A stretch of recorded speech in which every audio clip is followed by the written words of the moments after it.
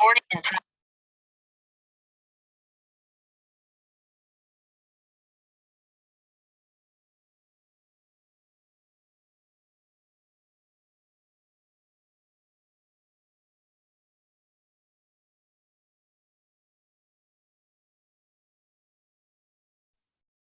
good morning all. How are we doing today? Good morning. All is well. How are we? Good morning. Morning. That's great. That's great. Can you see my screen? Yes. Okay. Because when I share my screen, for some reason the camera is going out. I thought I got this fixed, but nevertheless, welcome to Intermediate Compliance and AML Systems. Most of you would have been here in intro, so by now you should know me, but I'm Miss Bullard. I've been with the Institute for the last 7 years, and this course is 3-tier.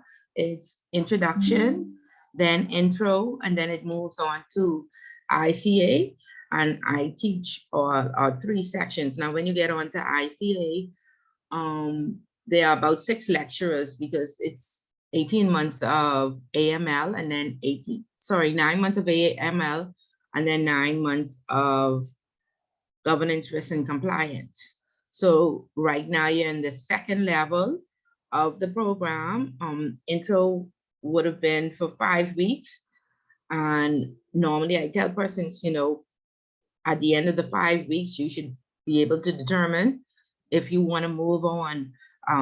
Compliance and AML are very complex. Requires a lot of reading and then decision making. And I always say there's no manual that gives you the answer. You have to go out and do research. And because you have to go out and do research, this class is all about how do you do research. It's discussion based. What you would do is read the chapter before you come to class and come to class prepared to have a discussion, right? And so what happens most times is that Ms. Bullet talks for 3 hours, right?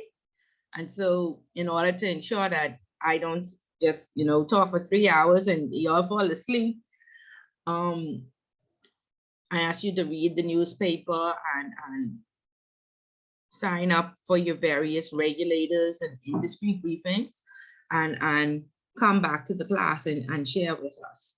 So for those of you who were in intro, which is the majority of you, you already know how it works, but for the new persons, welcome. And on my screen right now, I have an instructions sheet, and we will go to the instruction sheet to ensure that everybody understands.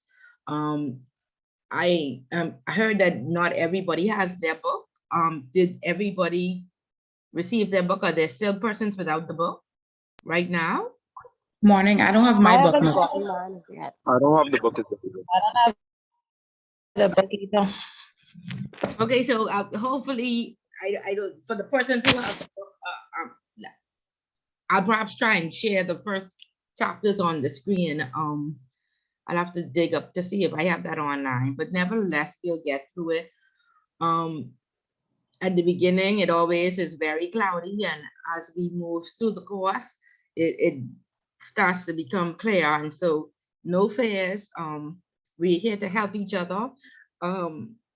We are here to network. We are here to ensure that nobody gets left behind, right? And one way we do that is we have a WhatsApp group and from intro. And so the persons from intro, I think Mikhail is here. You were in intro. Did you find the WhatsApp group helpful and beneficial? Yes, ma'am. It was really useful in terms of just kind of holding each other accountable and just getting information that you may have missed in the class. Okay, so very good, right? And so the that WhatsApp group, y'all did not close it out, correct, Mikhail? No, that group is still open. Okay, and so if the new persons that were not in intro, if you want to put your number in the chat, Mikhail, do you know who the administrator is? I don't, but if you give me 1 second, I can check. Okay, check for us and let's see if the administrator of the group came over and we can add the new persons to the chat. And like you heard it from the horse's mouth, Miguel said it was beneficial. If you miss anything, you go to the group. You were able to network. The class was fairly large. We had at least 20 to 21 persons. I think we have 20 to 21 persons here as well. And so join that group and keep abreast. All of the classes are going to be recorded. And so next week, Miguel will put in an email exactly how you are to retrieve the recordings, because especially when it gets down to final exam time, it's good to just, you know, go back and replay and to have a refresher or a reminder. Okay. Ms. Bullard, also yes. Lavashti is the group admin. Okay, and I think, is Lavashti here? No, Lavashti. I'm hoping that she is on the call. I was supposed to tell you that. Okay, she isn't? No, I didn't see her on this call. Okay, is she in the class? Do you know? I'll have to send her a text and get back to you. Yeah, and then when you send her the text, if she says no, is there a way to change the admin? Well, she could add she could either add me, Michaela, or any one of us as an administrator, and we could add other people. Okay, oh, and so fix that for me, please. So we'll find out by the end of class if she is joining us and if we can get the new persons in.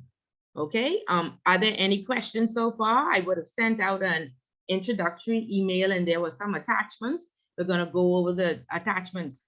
Are there any questions thus far? I think I was inadvertently left out of the email you sent. Can you send it to me, please?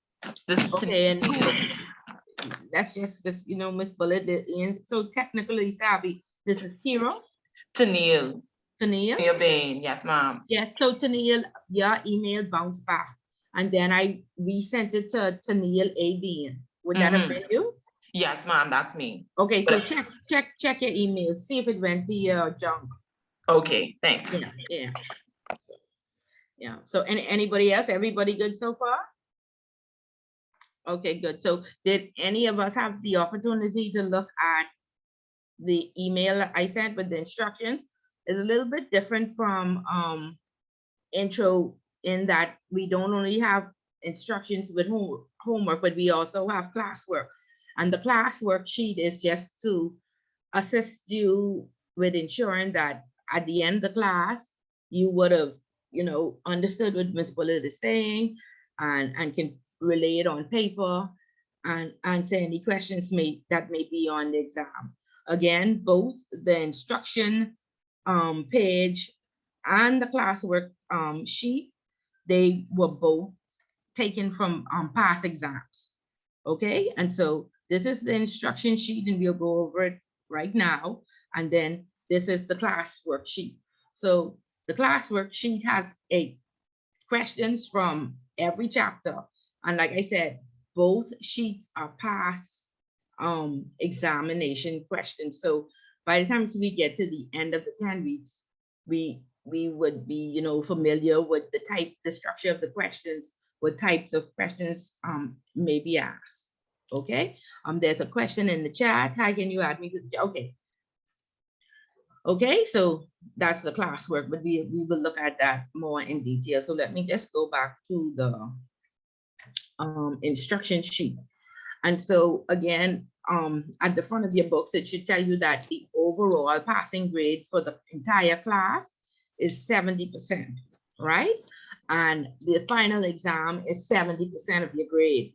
And so therefore, if you do not do your homework and you do not participate, you would need to get 100% on the final exam, okay? And so there are some scholars in the class, and we have had in the last 7 years, one person get 100% out of more than 1,000, but you know, it's totally up to you. And so how the course is broken down is you have one piece of homework where you would receive, normally persons get 100%, it's open book. These are 4 past examination questions. Each one has a due date. You decide, I'm not busy on March 18th, so I'll complete that question. or April 8th or April 22nd, or then the last and final question. Now, it's up to you which question you decide. I am strongly recommending question 1 be completed, and that's due in the next 3 weeks. And I'm saying that because if we look at the exam structure at the bottom, there's one mandatory question that's worth 20 points. There are 15 multiple choice questions worth 2 points, and then there are 4 essay questions. And the key to the final exam is being organized. And again, persons can attest that they went into that exam knowing which questions they were going to answer. The book has 10 chapters, and there are 10 options. You have to pick 4 out of the 10 options, but persons who were prepared, they did extremely well. I was so surprised. I thought the exam was too easy. Right, Mikhail? It was too easy, Owen? You all there? But it was a good exam. Yeah, so it was everything that Ms. Bullitt said it would be.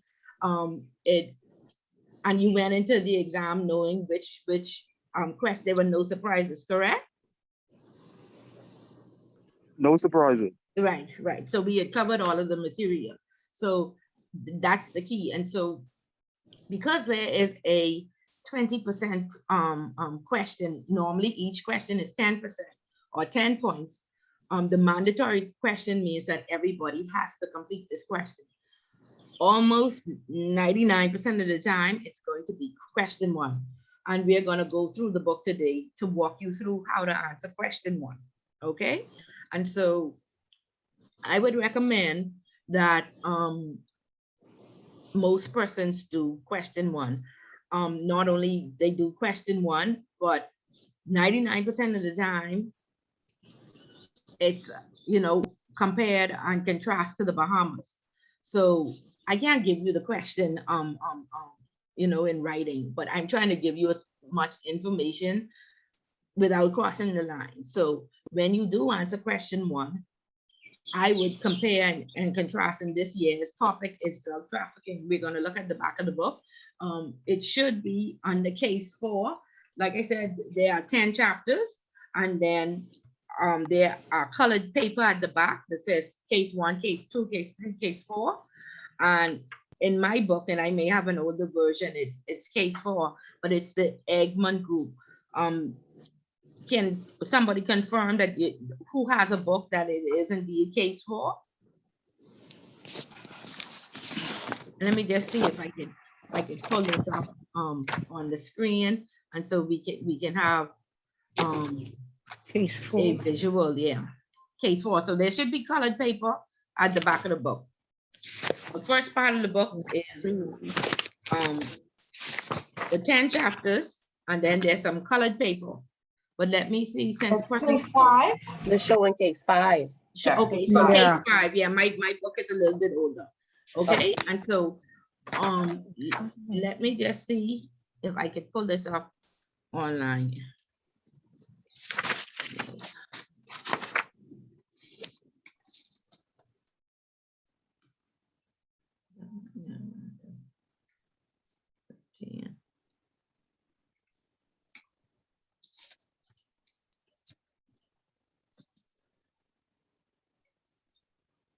Okay, I'm not seeing. Let me see if it's in my. I'm just checking online so I can give the person out a book of visual. So you wanted me to confirm something in the book? Yeah, the person said it was case 5 already. What is the name of case 5? The Eggman Group. Oh, yes, it is case 5. Okay. Yeah, so under case 5 in your book, there is the Eggman Group, okay? And the Eggman Group is a group of FIUs around the world, financial intelligence units, okay? And what they did is they came together and they analyzed the most common cases. So you would see, if you look at the table of contents, if you flip through and you go to about page 2 or 3, you'll see that there's a table of contents. And at the top of the table of contents, there is, let me see what it starts with. Where's my case 4?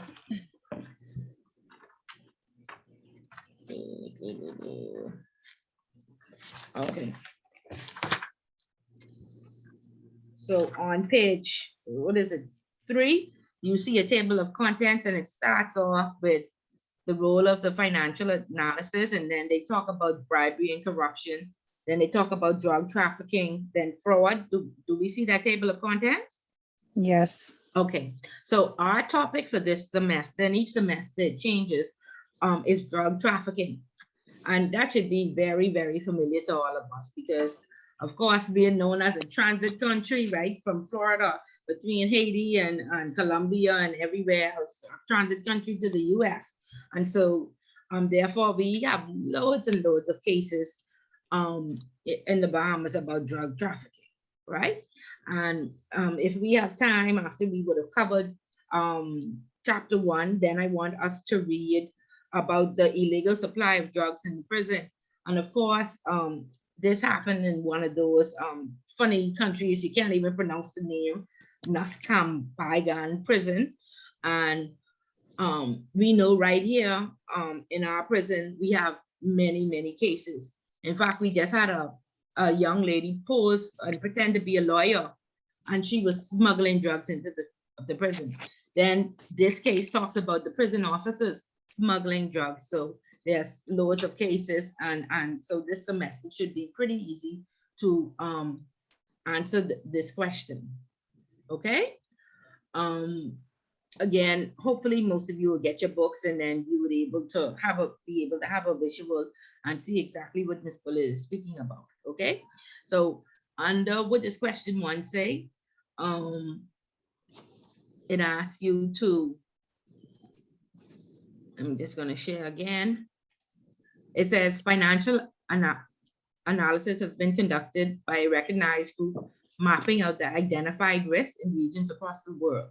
The Eggman Group came together, they shared their data with each FIU, and they came up with the most popular ways how drug traffickers try to defraud the system, or persons who were charged with bribery and corruption or fraud. And it's a good thing we're not doing fraud because there are 7 cases under fraud, okay? At least there are only 3 cases under drug trafficking. Discuss techniques and methods used for the flow of criminal money, okay? And this is due on Friday, March 18th. All of the papers are due on the Friday before class at 11:59. Anything after 11:59, you get some marks off, okay? So if you're gonna be late or it's a hectic week, then try to pick the week after, okay? So those 3 cases you will read, you will then write an overview of the cases, and then you will compare it to the Bahamas. And once you do that, you should be prepared for the mandatory question that'll be on the final exam. So right up front, we want to ensure that you have the right and relevant information that you need to be successful in the exam. Okay, so is that clear? Are there any questions about what needs to be done for question 1? A question. So, do you have handouts on this? Or When you say handouts, what do you mean? Because do you have this? if you have your book? Yes, I do. Okay, so I'm just referring to the dates and what we have to do. You didn't receive this in your email? What's on the screen? Maybe I did. I didn't have a chance to look at my email. Okay, Maybe so I did. if you look in the email, this handout is in the email. Okay. Okay, and Yes. anything else that you need, just let me know. And the 3 stories about drug trafficking, they're on page 23, 29, and 35 under section 5 in your book. I wonder if I look at Ms. it. Bullet, yeah, Can I I get wonder the- if I have the right book too, because my book isn't following the order as you're saying it. At all. Okay, so it may, just look for the Eggman Group cases. So there are the 10 chapters, then you should see case 1. What is the first page under your case 1? Case 1, they have the FATF. Okay, so that's the 40 recommendations. Uh-huh. Okay, and so you would find that at the back of each book is just the 40 recommendations And again, we'll look at that so you would be familiar with the 40 recommendations. Okay, so let's look at case 2. What do you have on the case 2? Research report. Okay, so again, this is just a report that you read it. It tells you about, you know, current trends and what's happening in the anti-money laundering world. Okay, so that's how the book is made up of the first 10 chapters. And then those cases are various articles and excerpts that were taken from the internet, you know, just for you to read in your pastime to, you know, for awareness training. Okay, so let's look at your case 3. What does the case 3 have? It has research report, but online gambling is pertaining to. Okay, yeah, that's another thing, because, you know, the technological world is pretty new to us and there are many changes. So that talks about the increase in online gambling. Okay, then check case, that was case 4 for you? Case 3. Yeah, so go to case 4. Case 4 talks about money laundering through money remittance and currency exchange providers. Okay, let's go to case 5. So she'll do it. Case 5 is just showing me a variety of certificates, I think they are. This first one says certificate of statute of beneficial owner for the United States tax withholding and report entitled. Okay, so they are your various forms, you know, like the W8, the W9 and what have you. So do you have a case 6? My No, case 5 that's is the end of the book. Eggman You have case the admin case. You don't have the admin case, okay. My case 5 talks about the Eggman cases. My case 5, yeah, it says the same thing. Yeah. Okay, so perhaps I'll have to speak to Ms. Dean about the books, because it's either case 4 or case 5 that has the Eggman Group of financial intelligence units. Okay, so if you don't have that, then we need to fix You our have the book. Eggman Group, but that's case 5. Okay, so Yeah. case 5, Owen, go to the table of contents. It's on page 3. Just flip over, and on page 3, you should see the table of contents. Do you see it? Yeah, it has chapters Right, 1 to 10. right. So do you see the chapters on drug trafficking? The first one is anti-money laundering, counter-terrorist financing context. 2 is laundering the proceeds of tax evasion. 3 is terrorist financing, compliance with sanctions regime. 4 is risk management. 5 is comprehensive compliance system. 6 is risk-based due diligence. 7 is customer risk profiling. 8 is suspicious active report. 9 is cooperation from enforcement authorities. And 10 is AML/CTF, governance and leadership. Okay, so she has given you an updated version, but that's not the one that we want. And so what I'm going to do is try and pull it on the screen, and so we can all be on the same page. Okay, because it is online. 1 second, I will try and pull it up so everybody can see.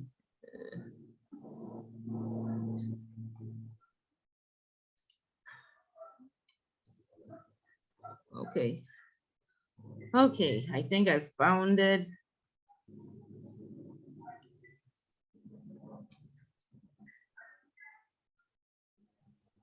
Okay, I found it. So we'd be on the same page. Here we go. Okay, and this is how it looks. Does anybody have this?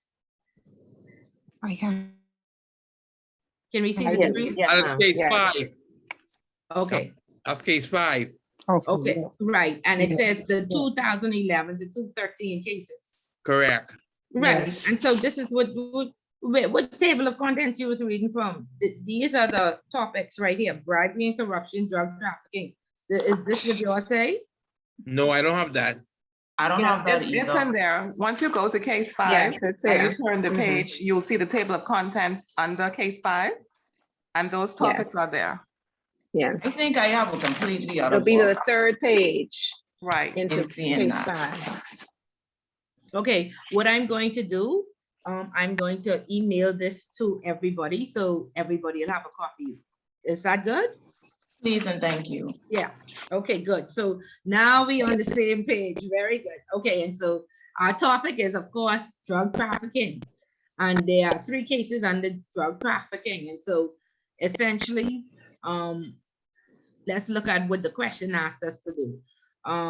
Using the case studies from the Eggman Group on drug trafficking, discuss techniques and methods used for the flow of criminal money.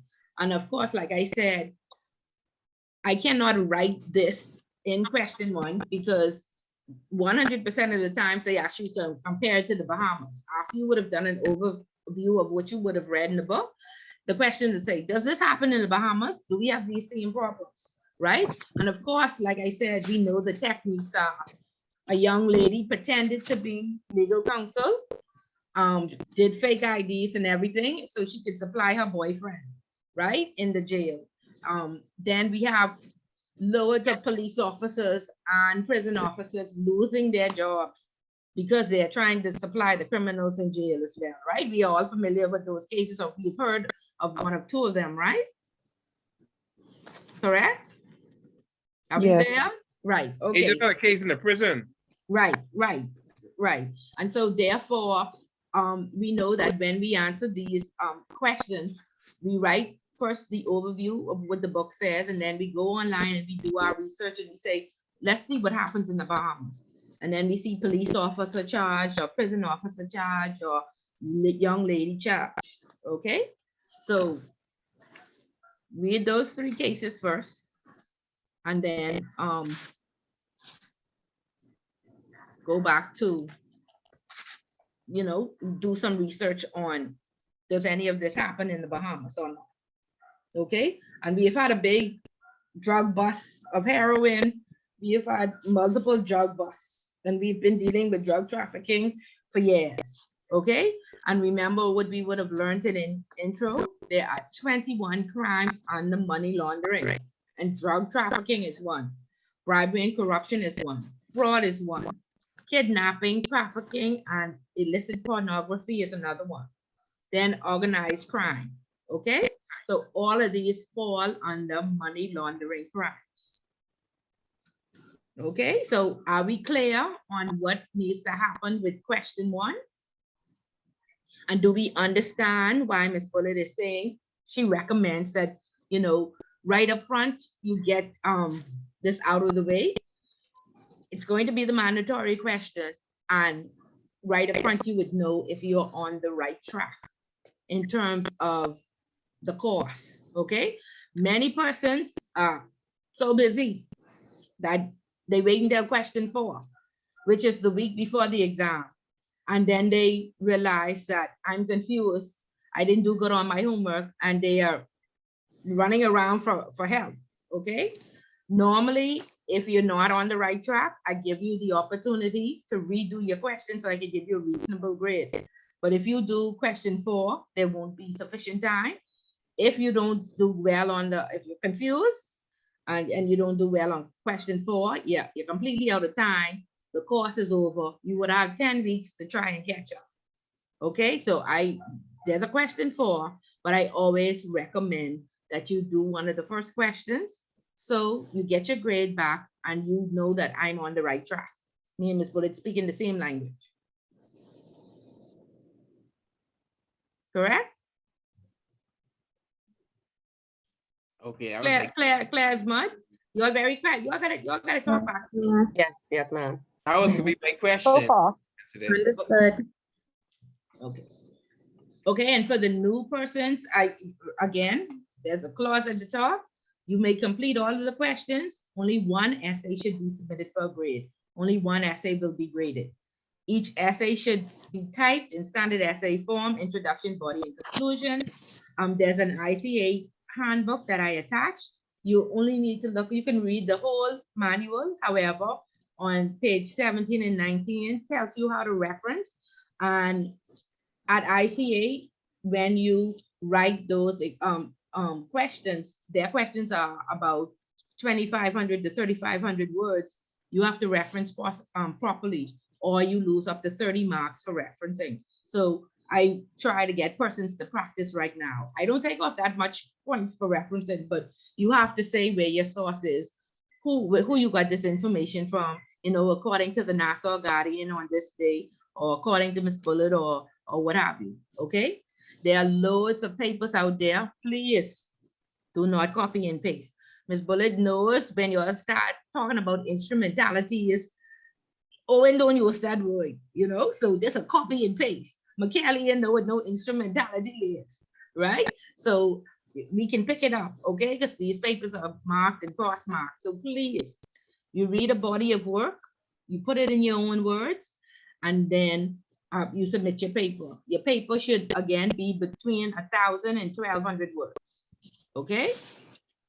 And then, of course, we say after the date, it's 10% reduction. So just don't even waste your time and get 10% off. Just move on to the next question if you do not meet the deadline, okay? And of course, you will keep this essay because this will be very instrumental in the final exam. You will need this information again. But luckily for you, you would have already done your research and you should be able to sit comfortably in the exam. Hi, Ms. Bullitt. Hi. Okay, so I'm not sure that I'm quite clear. The instruction says that you may complete all questions, however, only one should be submitted for a grade. Right. I see that there are due dates on all 4 questions. Right. We are still to do all 4 questions and submit them on the due dates that are here? No, you have to submit one question. Okay. You do the other 3 for practice. Okay. And if you're not certain, then you ask, Ms. Bullitt, am I on the right track? So persons do send me it on the due date, said, Ms. Bullitt, this is not for my grade. This is just to ensure that I understand the material. Okay. Right? Because like I said, these questions are past essay questions. You will Okay. see them. It's possible they could be on the exam because, you know, the computer just pulls out questions. And you would have already have the answer and research. Okay. So it really just depends on you if you want to do it for practice. Good, thank you. But only submit one. Only submit one for a grade, and that will be 20% of your overall grade. Understood. Thank you. Okay, great, great. And again, participation. Again, this is a discussion-based class. You are to read the material, and then you come and we discuss exactly what Ms. Bullitt talking about. It's a lot of information. You have to learn how to scale it down and get the meat or the information that will give you good points. Okay, so we want to read the newspaper each week as compliance professionals. Every morning, the CEO came to my office and he said, "What's happening in the news?" And I didn't say, "Well, I don't know." And then if there's any other critical news in any other country that we deal with, they expect us to be up to date with it. So we want to get into the practice of reading the newspaper each day. At the beginning of the class, for the first half an hour, we discuss what's happening in the news. And so we don't want everybody all at once. So there are 10 weeks. 1 week, you select that you come to class and you share what you would have read in the newspaper. Okay, and that's how you get your 10%. In fact, that's how you get 5%. And so I always say subscribe or follow on social media, Bahamas Financial Services Board, the Central Bank, Bahamas Association of Compliance Officers. And right now you can sign up for BACO as a student. If you wish, there's an application process. You can speak to Ms. Dean at the office and she could walk you through the process.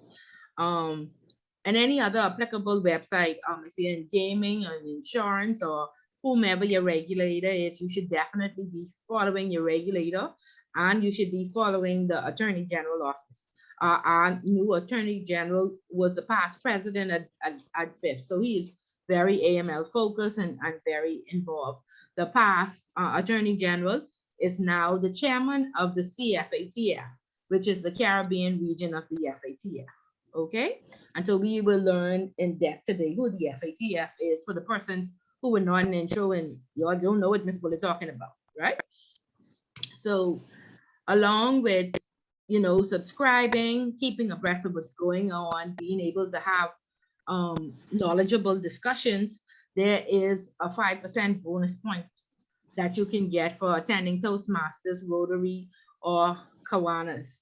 And so again, these are where the movers and shakers of, you know, corporate Bahamas hang out. I say they don't hang out to the dock, they don't hang out to the fish fry. We live in a world today where you could be as qualified as possible, but if nobody knows you, you don't get the job. So we want to up our network. We learned in intro that we want to network as strong as Bin Laden, right? And you would have been the intro to understand that, but those in intro understand the importance of networking. So there are what, 21 persons in this class. By the end of the class, all these persons should be in your network, not your boyfriend or your girlfriend, not the godparents of your children, but business wise, you should build up a strong network of professionals that you can leverage on to get information. Again, compliance is decision-based. Okay, so you will never have all the answers. And research that you would have done today may not be relevant tomorrow.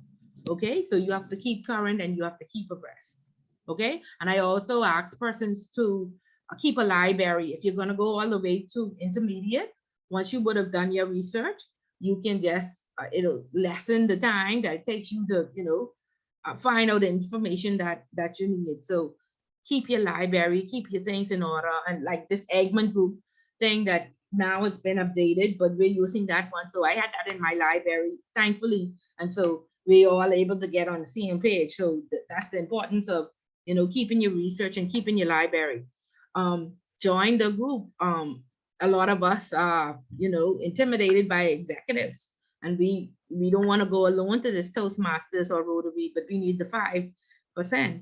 And so therefore, find a friend and go together.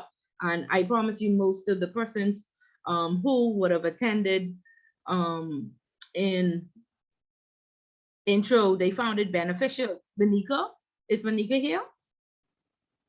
Yes, Mom, I'm here. Oh, can you tell the class, is Miss Bullet just saying this? And so, she want to give you all more work to do? Or No, Mom.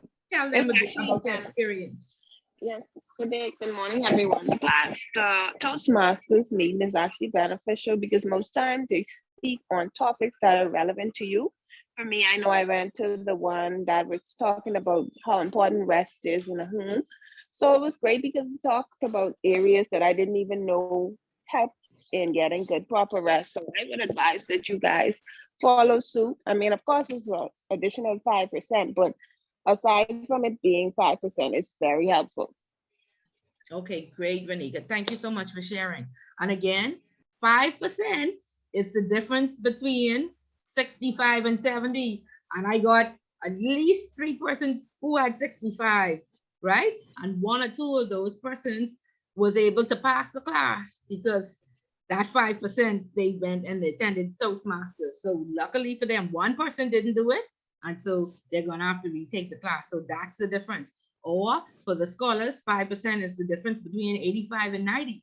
90%, which is an A, and persons are calling me, Ms. Bullet, why I didn't get an A? What happened?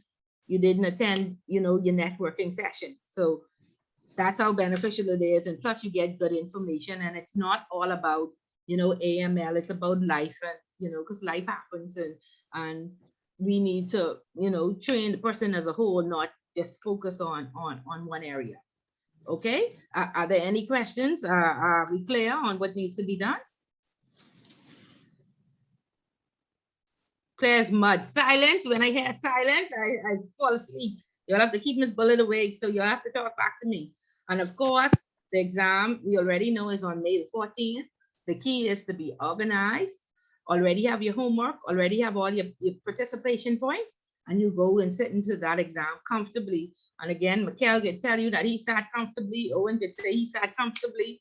Renika could say she sat comfortably in that exam, knowing that she was more than halfway there. So the stress of if I could pass and they were organized and they saw the benefit of being organized. They knew I was going to answer the question on risk. I was going to answer the question on Eggman Group, so they went prepared with their additional research and they were very successful. Okay, and hence they are here. Okay, so 1 mandatory question worth 20 points, 15 multiple choice questions worth 2 points each, and 4 essay questions, 10 points each. Okay, intro was 7 essay questions. So this is a bit lighter, but requires more details. Okay, and so this is the what's required to, complete the class successfully. Okay, any questions? No? Okay, clear as mud, clear as mud. Again, a little different from intro.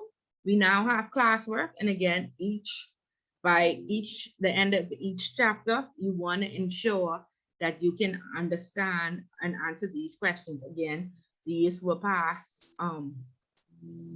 exam questions. So for chapter 1, you want to ensure that by the end of the class, you could explain recommendation 1 and the developments Bahamas made to satisfy the requirements. Okay? You can list 3 deficiencies that were noted in the FATF 2017 Mutual Evaluation Report on the Bahamas. And you can say, what did the IMF say in their 2019 concluding statement after the visit to the Bahamas? You should know all of that based on the discussion that we had today. Okay, so it's pretty heavy. I don't want you to be afraid. It is a lot of information. Compliance is a very complex area of the financial service industry. You would need loads of experience in various departments within your organization to ensure that you can, keep all of them compliant. Okay, so the classwork does not have to be handed in, but again, at the first half an hour each class, if you do have a question, that's the time to ask. Okay, and we will help you go through it. We don't expect you to come every week and say, Ms. Bullet, what for number 1 or what for number 2? No, we expect you to attempt the class, the question, and come back and tell us what you found or what you didn't find. Is that clear? Yes, ma'am. Perfect. Okay. Yes, great. ma'am. Great. So we all on the same page. And again, this is how it works, with compliance. After you would have practiced it, then you become very good at it. So up front, if all of this is cloudy, just let Ms. Bullet know, I don't mind repeating myself and getting persons in the class who are already used to the style to chime in and to get help, okay? We are now a team. We are working together. Nobody's going to be left behind, and we can do this, okay? We will all be successful in the end. Once you don't give up, you will be successful. It is a lot of work, but it's attainable, okay? This is nothing that you cannot do, but it's going to be tough, but we can do it, okay? Okay, so good. So we understand with homework, we understand classwork, and we know it needs to be done. Okay, any questions so far? Anybody want to give some comments? I see numbers going into the group. Owen, have you heard back from Lavashti's yet? Not yet. Let me double check my phone again. Okay, thank you, Owen. Okay, good.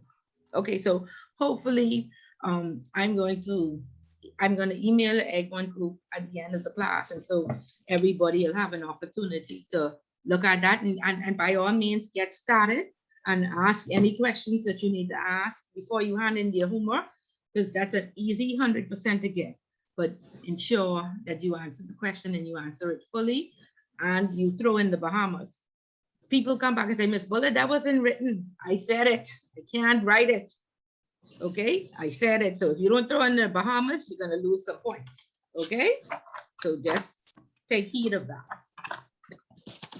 Okay, good. So most of us don't have our book. So Ms. Bullet just have to talk, and this will be the only class that Ms. Bullet talk in. So y'all be ready for next week when we talk about what is next week, the taxes. Okay, so some of us work in the financial services sector and we deal with FATCA and CRS, so we should be well versed in that. Okay, so at the back of your books, persons told me that case 1 showed the FATF, and so let me just pull that up for the persons who are the new persons. Okay. Yes, Yeah? thank you. Yeah, okay, great. Okay, so what I'm gonna do is pull up the 40 recommendations that I have, just so we can have a visual as what we go through. But the persons who have their book, please turn to, I think it is case 1 that shows you the 40 recommendations. And any of the new persons familiar with the 40 recommendations, Let me see who these new people is. Who ain't talking No, about ma'am. to me? No, Is it Roll? Jama- Jamis Roll? Is that how you pronounce it? Jamis? Jamaicy, Yeah, Jamisi, you don't know what the 40 recommendations is? Mom. Okay, so let me show you, just so we can all be on the same page. Okay, so this is what this chapter 1 talks about, anti-money laundering and terrorist financing in context. Okay, and so Excuse me, Miss Bullet, sorry. Well, I wasn't in the last class, but I was in a class before that. Would that be in my old book? The same thing as in my old book? when you was in an intro, you mean? I was in the intro, but wasn't in last class. I was in the class before that, the intro. No, but no, this is in the intermediate book. This I think I showed this to y'all online because I give extra information. So you probably would have seen this and we would have discussed that because Owen knows no with the 40, right, Owen? That is correct. That is Owen, correct. yeah, Owen McAldo was no. So just, some classes I give extra if I feel the class can handle it. But this is where we discuss it, okay? And so there are international regulators and then there are local regulators. And the FATF is an international regulator. It governs the world, okay? And there are FATF, the Financial Action Task Force. There are FATF regional bodies. So there's one in Asia that manages Asia.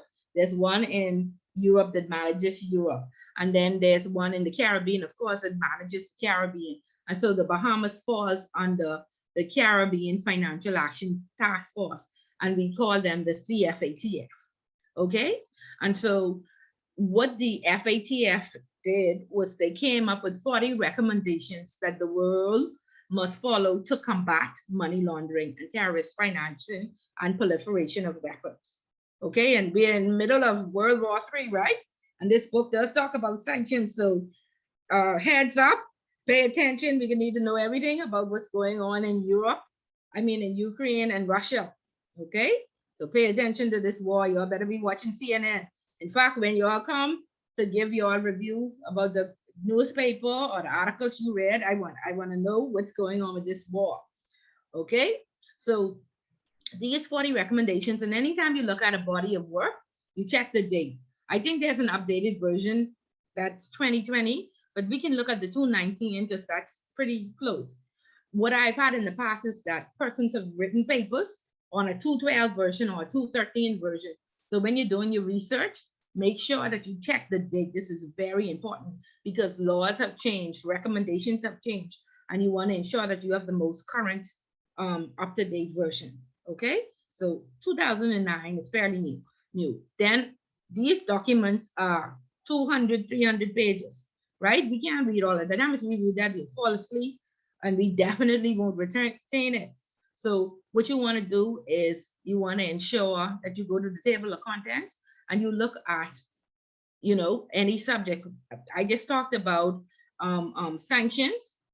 We see recommendation 6 and 7 deal with sanctions, okay? And so we will go right to those pages and read on sanctions because what happens with compliance is there's so much information, you overwhelm yourself with information and you miss the real point, okay? So the FATF came up with 40 recommendations and they call it recommendations. However, if countries do not put these recommendations into law, what happens, Mikhail?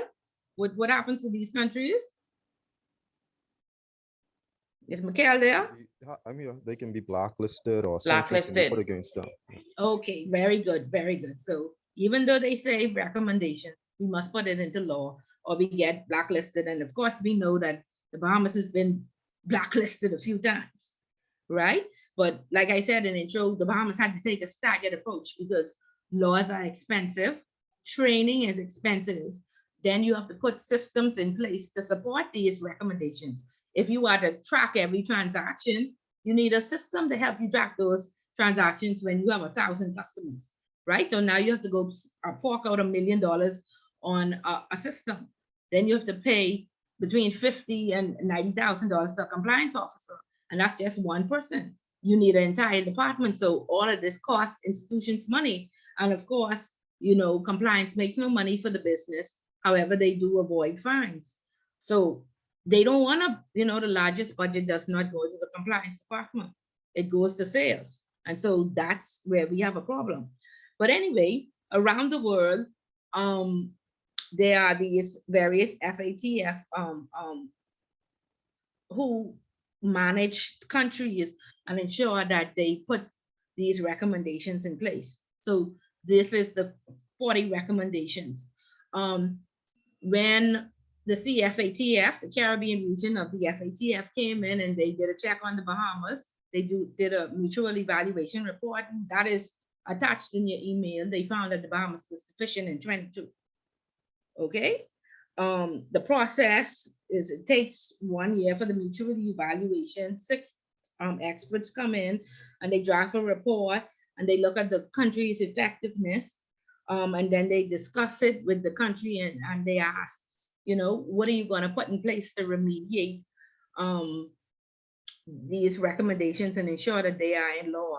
And so international standards with their recommendation, and it's not on the FATF, it's the Basel Committee, it's the Wolfsburg Group, it's the UN, it's the OECD, and each one of those international regulators, they recommend things that countries should put in place. And so they then come in and then they check the effectiveness. Did the Bahamas really put the recommendation 1 in place, which is countries must assess their industries and then put controls in place to mitigate any risk. So recommendation 1 says we must exercise a risk-based approach. And prior to the risk-based approach, there used to be a rules-based approach. And the rules-based approach used to be like a check-the-box system. Okay, now it depends on what type of products and services you offer, how many staff members you have, the level of their training, how many clients you have. And that's how we exercise a risk-based approach. And so what the FATF did was come in and see, did the Bahamas really implement this risk-based approach for recommendation 1? And what can we say about the people who know about a risk assessment? Most of us work in the financial services sector. Did the Bahamas truly implement risk assessments? Were financial institutions required to submit risk assessments? Does anybody know? I think they are. Yes, they are required to do so. Oh, okay. So when they came in and they checked, they could have seen that in, I think the FATF, sorry, what is it? The FTRA section 5, it made risk assessments mandatory for Bahamians, for companies in the financial services industry. And the financial services industry, of course, is made up of banks. That includes credit unions and money services businesses that are regulated by the central bank, gaming houses, as well as the 2 casinos and the hotels that is regulated by the gaming board, all insurance companies regulated by the insurance commission, designated non-financial businesses, which are the law firms, the accounting firms, and real estate firms that have a corporate service provider's arm or a financial service provider's arm. So not the criminal lawyers, not the accountants that just do the books, but the accountants and the real estate companies that offer financial services to their customers. And so they're regulated by the Compliance Commission.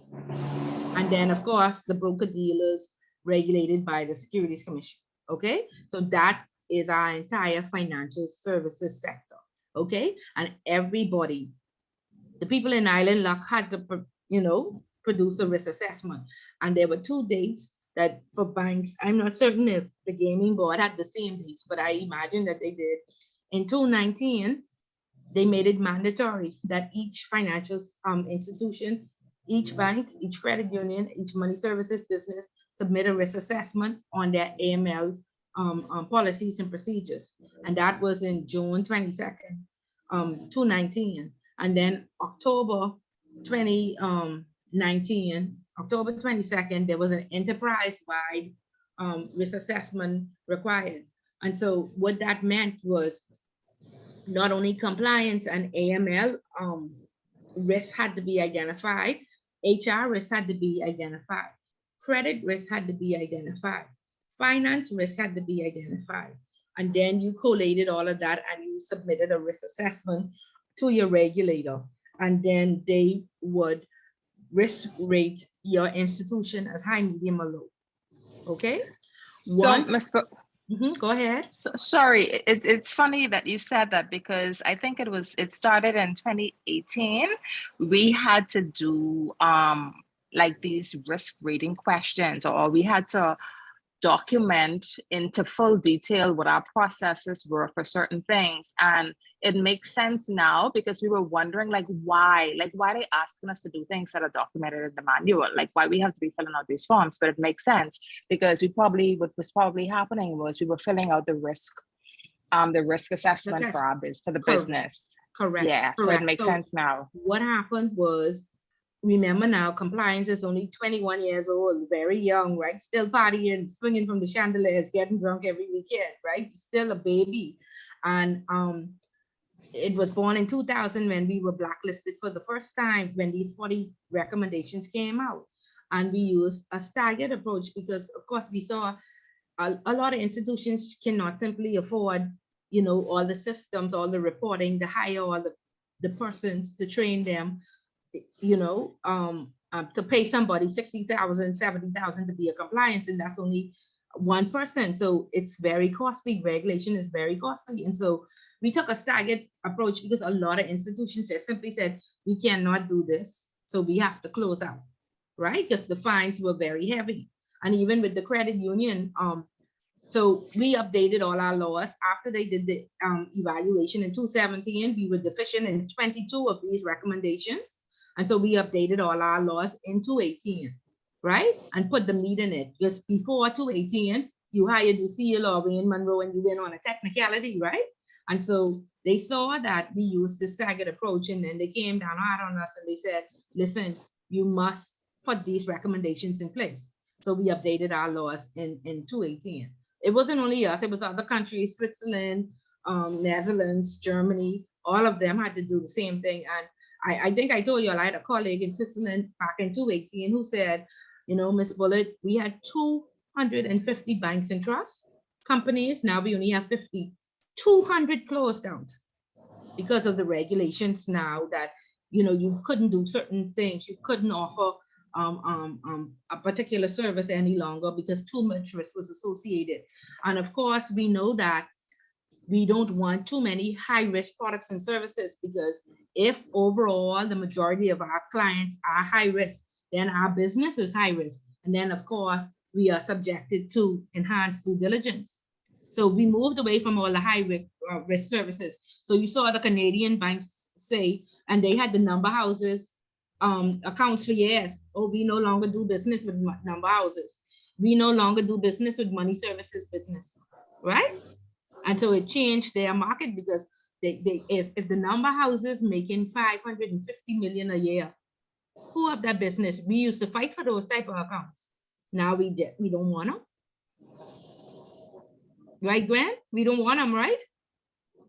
You are correct. We definitely don't want that high cash intensity. Oh, right. So because the enhanced due diligence and the reputational risk associated with that is greater than 550 million. So just to give you an idea, of course, so that's what happened in 2018. And the FATF has been coming back and they've been checking. Are these in place? Are they effective? And again, just in 2018, when these laws came into place, we realized that now we put them on the books, somebody has to enforce them. So you would see that the central bank hired an analytics department, so did the Securities Commission, the Compliance Commission, they all beefed up their inspectors in the financial, and I was at Royal Bank of Canada for 16 years as a trust company. I used to speak to the regulator once every 6 years. After 2018, every week. They was asking me for a policy, a procedure, they were checking, and so they are on enforcement. In 2018, when the credit unions were now being regulated by the central bank, I had persons in my class just, what institutions do, say, Ms. Bullitt, you've been here the longest, you're the compliance officer. Ms. Bullitt, you never been to a compliance class, you don't know nothing about it. And now a risk assessment is due by June. And if we don't hand it in on time, we get charged $5,000 a day. So at the end of the month is $50,000. So of course, Ms. Bullitt didn't get no bonus. Ms. Bullitt still don't know what to do. I just sitting in the intro class, and so some persons got let go. Okay, and it was a very sad time. And even new persons that came in, it's like, I just reach it and I have to meet this deadline. Yes, you do. Because internationally we were being watched. Okay, and so the regulators were on our backs because we had to complete international country assessment. So the only way we could complete the country assessment was if we got information from the sector. So this is why they were stringent when it came to the deadlines in June and October. The last time assessment was due was in 2015 and 2016. Okay, and so countries, our perception out there in the world is that we are a high-risk country. Okay, and so in 2018, we now, gaming, when we did this, gaming had just been regularized. The Compliance Commission had not been established. So this 2015, 2016 assessment, this the whole Bahamas assessment, this is the table of contents for a whole country. Okay, so it was gravely deficient, right? But they accepted it. Okay, and so they had to go out to the industry in order to get the industry's information. These 200-word surveys that they sent out to us trying to gather information and then complete an analysis to do the country's risk assessment. Now, they say that from 2018, they were gathering information. In 2019, the Compliance Commission started to regularize or regulate the law firms, the account firms, and the real estate firms that have this financial services act. And so they were new at being regulated. They didn't know what to do, just like the credit unions and the money services business. Do we really have to do this? We never do this before. And you have people sitting in those positions who don't believe in change and who say, we never do this before and we've been okay. And the regulators always say they could charge us a fine, but they don't really do it. No, they really did it this time. Okay, gone are the days we are being internationally watched. They are on our backs. Okay, and so therefore we had to do it. And so now they would have sent all this information into the regulators, and from all these different industries within the financial services sector, and now we can complete our national risk assessment. Okay, and we can get a country risk rating. And of course, our country risk rating right now is medium high. We are one step away from being high. Okay, and whilst I was at Royal, not at Royal, at another institution, we wanted to bring the trading desk from Switzerland. I think I told the once in the intro the story. We wanted to bring the trading desk from Switzerland because the traders were sitting in the Bahamas, and we paid $100,000 a year just for them to hold our trading desk, and we were doing all the work. But when we went into New York, we were told we do not do business with high-risk countries. Okay, and I simply said, we are not high risk, we're medium high. And they said, show us on the Basel Committee side. And when I pulled up the Basel Committee, the last time we had a rating was 214. And they said, come on, it's 2019. There's no way we'll accept a 2 to 5 years, it's too long. So unless you can prove to us that you're not high risk, we have to go with the perception. And the mere fact that your national risk assessment is not complete, we think that you are high risk. And so that's the net effect. To date, this assessment for the Bahamas is not complete.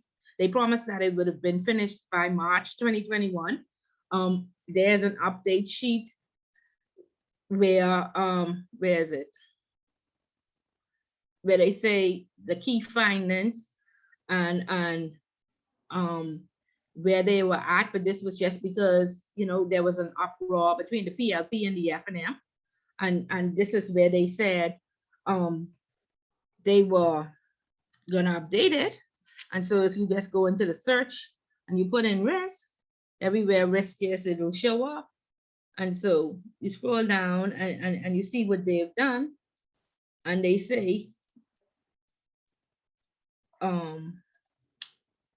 they were going to be finished by March 2021. Somewhere in there, it says that they were going to be finished by March 2021. And I've been online. I've spoken to the regulator. I've asked where you at with the National Risk Assessment. And they say they're still working on it, still trying to get information from the industry. So when we decide that, oh, we're too busy and we don't have time to answer the regulator, or we could just put any nonsense in the questionnaire, this is what's holding us up. Okay, and from 2019, 20, 2021, now it's 2022, that's 4 years, that's $400,000 that we have to continuously pay. And we are just one little small company. You can imagine the net effect of other companies, you know, that is having because this risk assessment is not finished. Okay, for the country. Okay, is this clear? Do we understand where we're at? I have a question. Go ahead. I know you probably answered this before, but I'm having an issue with understanding the risk framework, because my understanding is that once you know the risk framework, that you could basically create an assessment for any type of risk. Is that correct? When you say once you know it, each individual company has to have a separate framework, and they send it to their regulator, and their regulator will approve it based on the products and services that they offer, right? And so let's just say that we do accounts for Venezuelans or Russia, because right now we have a Russian portfolio, right? And so they would want to know, what are the controls that you have in place to protect yourself against a sanctioned country, Venezuela and Russia? So what are some of the controls that we have in place to protect ourselves? You understand? We have two senior persons to sign. We are aware of the sanctions framework that are in place. We work with our correspondent bankers really right now with this war. The US does not take any, before the war, the US didn't take any Russian or Venezuelan wires, but Europe does. And so one of the first things that the US has asked Europe to do is stop sending wires to Russia through yes SWIFT. Okay, and so if we stop sending wires to Russia,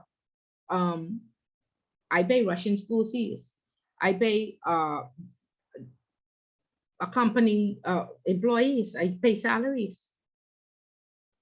What happens if the SWIFT is cut off to those persons who are waiting for their salary? They don't work all week. If Europe had cut it off yesterday, what would happen?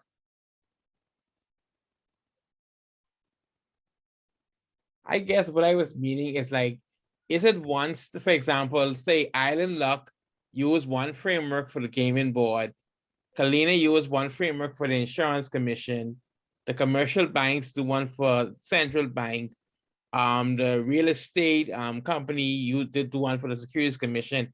Is it one standard format or protocol for that every agency could use? No, it's similar, but let's look at the services that Island Luck offers versus Island Game. Okay, Island Luck have radio, they have cash back, they have accepting credit cards. They, you know, so you have to write the framework based on the products and services that you offer. Island Game would not need to have a control in place against the radio. The radio is governed by IRCA. So they would have to look at what IRCA's policies and procedures say in terms of offering radio and news services, correct? So their own would be more expansive than Island Game. So essentially you could have a shell, but you would need to incorporate for products and services, just like banks that offer credit cards and banks that don't offer credit cards, or online banking versus not online banking. If you don't have that as a product and service, then you don't need to put a control in place. Or offshore versus retail. Or retail banks don't need to be concerned about the effects of Russia unless they have Russian clients, right? But of course, the person in the retail on offshore world, like Canadian banks say up front before any of this happened, we don't do Venezuela and we don't do Russia. But if you work in the Swiss bank, then you have to have controls in place for these high-risk countries, correct? And remember, the framework is risk assessment, risk appetite, and then how would we risk rate these clients as high, medium, or low? So it's threefold. So if an offshore bank with a Russian portfolio send their stuff into central bank and they don't have nothing on Russia, central bank will say, well, what's going on? You have a Russian book. How are you going to mitigate risk? If the offshore, if Europe cuts off wires, what are you going to do to get these people money back? You go write them a check? You have to have a plan in place, right? So assess your risk and then put a control in place. So it's not a one size fits all type of thing.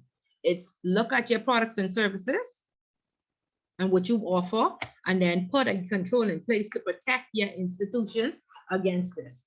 Right now, we have a big Russian book. Europe cuts off. What we can do to people money owing, how we can get it back to them? Will we just keep it? Wow. No, think about it. It was, remember, and I told the story that our correspondent bank simply said, 1 week I sent the salaries to Madagascar, Russia, and Kuwait. The next week they said, we no longer do businesses with countries that have a CPI index less than 30. And remember, we briefly looked at the corruption perception indexes, and we saw that anybody under 45 was considered high risk. Do you remember that conversation? Yeah, kind of, yeah. Yeah, so it started back then that, you know, controls were being updated and recommendations were being put in place and enforced. And in order for our correspondent bank in Switzerland not to be seen as high risk, they had to say, if your CPI index is less than 30, we're not going to do business with you. And that's exactly what happened. So immediately those wires were stopped. Luckily, we was able to find another correspondent bank. But today, if Europe cuts off SWIFT, we have the people money. Now, are they going to fly to the Bahamas and get $3 million worth of cash? I don't know. But what would be the control? We can't wait till something like this happens. And this is why the regulators enforce your framework has to be in place. And we are going to approve it to make sure you have all the products and services that you offer covered. So when sanctions happen and when war happens, you already have a plan. Okay, is that a bit clearer? Yeah, so then it's safe to say then that the standard framework would be the risk appetite, risk assessment, and risk indicators then. Yeah, risk assessment, risk appetite, risk rating. Okay. Yeah. And that's how you get threefold to make up your risk framework. Okay. Any questions on recommendation 1? No? Okay, let's try the new person's Donna. Give me some feedback on recommendation 1. What is your take on what we discussed just now? I was listening, trying to absorb all of what you were saying. I don't quite understand fully, you know, I'm just trying to figure it out. Okay. But as far as I mean, I've heard about the risk assessment before, so I am familiar with that. Okay, and Yeah. now you understand where we are at as the Bahamas and the importance of it and the net effect if we don't get this risk assessment up to date quickly. Yes, I do. Okay, great, great. And so with this risk assessment, of course, like I said, we are medium high, and let me just see if I can pull that up quickly, since there are a few of you that still are not familiar. We are medium high, and the governor has put in, you know, the sand dollar, because overall, one of the things that make you high risk is that we're so cash intensive. So the governor did roll out the sand dollar to ensure that we are less cash intensive.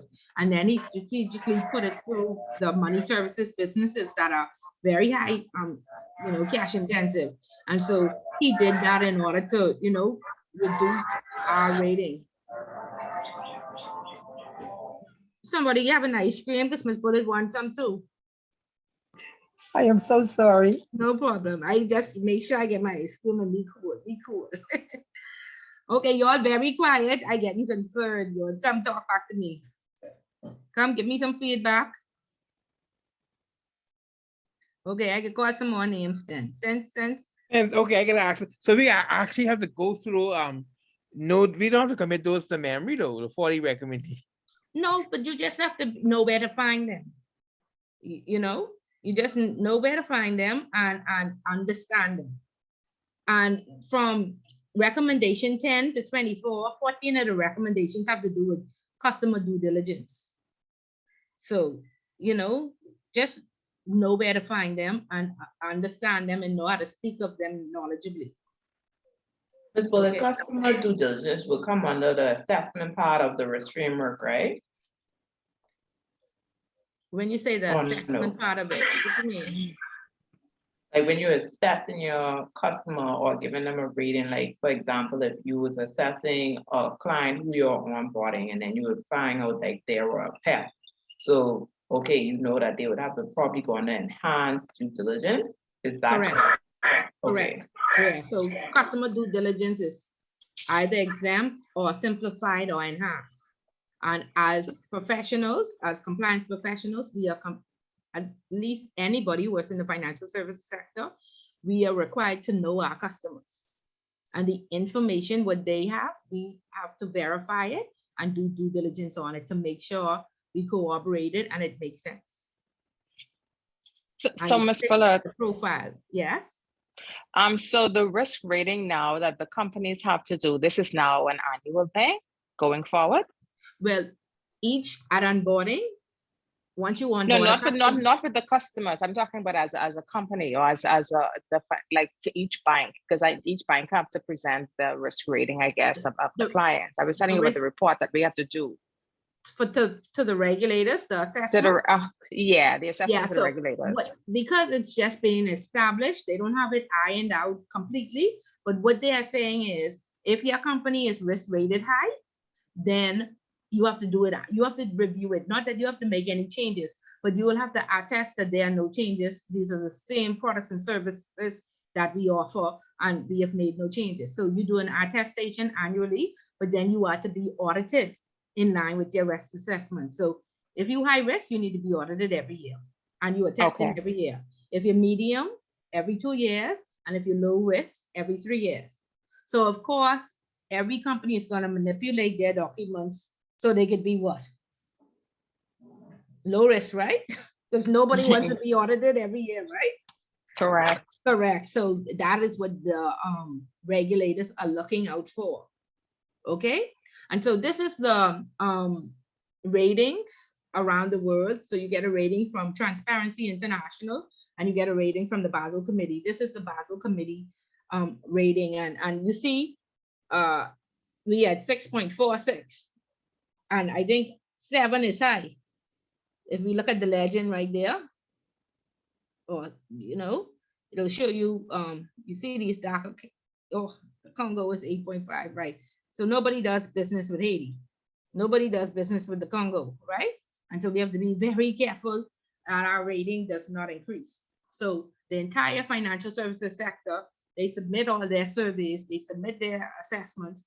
The analytics department, they pull out, I guess, all the pertinent information, they create statistics, and they then submit it. So it's a lot to get all the industry's information. It's a lot to get the buy-in from the people, like why we have to do this, we already overwork and underpaid, like why we doing this? So credit unions just didn't believe they had to do it. And so this is why it's taking so long. This is now what, 3 years, 19, 20, 21, 22, 4 years since we said that we've been working on this, right?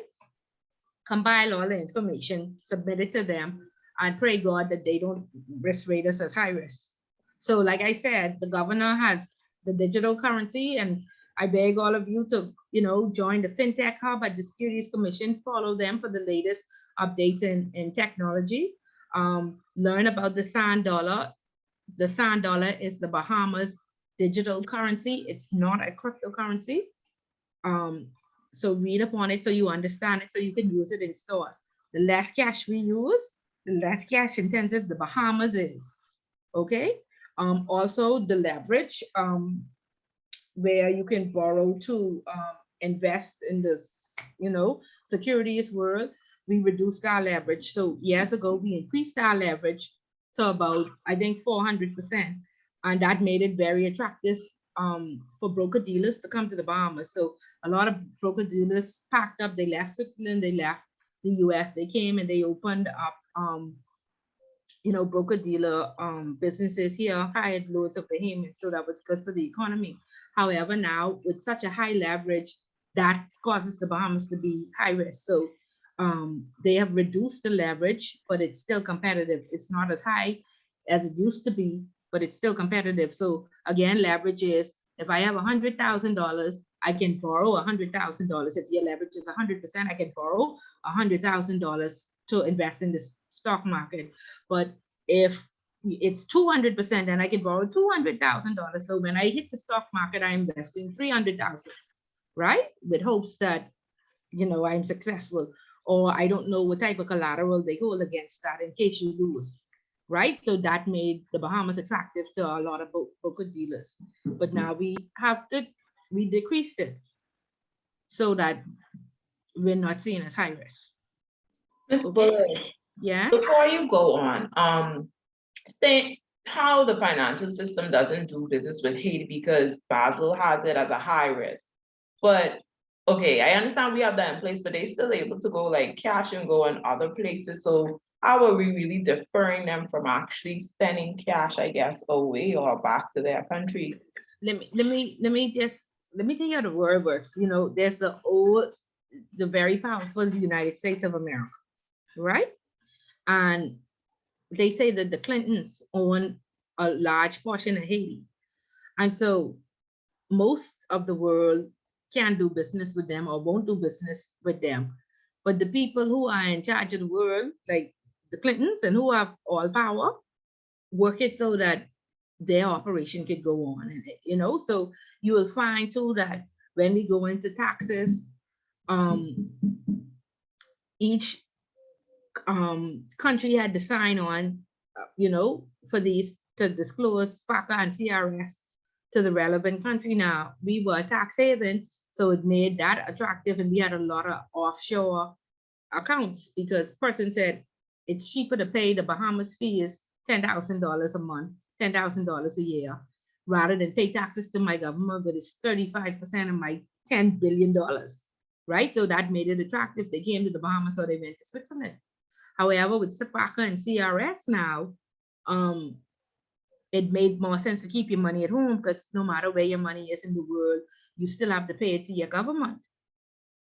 So with FACA and CRS, FACA is the US tax law, CRS is everywhere else in the world. The US is non-reciprocal. The US said, yes, you must tell us which one of our citizens have money in your country so they can pay us money, but we're not going to tell you. Cayman is owned by the UK. Cayman is non-reciprocal. You must tell them, or they don't even care if you tell them because they're not going to tax the people, but they don't tell you. So how is Cayman allowed to get away with this? And how is the USA saying you must tell us or we block you and sanction you in this, but we ain't telling you? You see, so all of us are equal, but some of us are more equal than others. That's why no one like America now. Yeah, yeah. Well, they say Babylon must fall one day. So, and they say that the USA is Babylon, but that's a whole nother story. But just so you would understand that these laws and rules and everything are made for the countries that can defend themselves. Okay. And what we saw too is Peter Turnquest, when it came to the tax laws in 2018, had submitted everything that they needed to for us to Bahamas not to be blacklisted in May of 2018, and they still blacklisted us. And then he lashed out against them. Ryan has lashed out against them as well and said, the more laws we put in place, the more laws they will enforce on us, right? And it'll totally wipe out our system, our financial services sector, because essentially we are the competition, right? Especially against Switzerland. So what we found was that we didn't have a seat at the table. Okay, so when they came up with these laws and this blacklisting and stuff like that, nobody was there to defend the Bahamas. Nobody was there to say the Bahamas did submit and they should not be blacklisted. So after years and years of no representation, Carl Bethel is now the chairman of the CFATF, because the last time they blacklisted us in error, they apologize and say, we will let y'all know before we blacklist y'all. And then they didn't. And then they said, because Peter Turnquest lashed out at them, the OECD and the FATF will no longer blacklist. It'll be the European Union, or it'll be the Netherlands or Germany. But you have to understand that these are the same players that make up the FATF to sit on these boards and the OECD. So immediately when the governing board of the OECD, who have the same players, presidents from around Europe, sitting on it, said that we are no longer going to blacklist you. Individual countries will blacklist you. The European Union came out and blacklisted us, then Germany, then Netherlands, and all of these people are part of the European Union. So I think the government realized this. And so Carl Bethel was the Attorney General at the time, and he is now the president or the chairman of the CFATF. So no more unrightfully blacklisting us. Okay?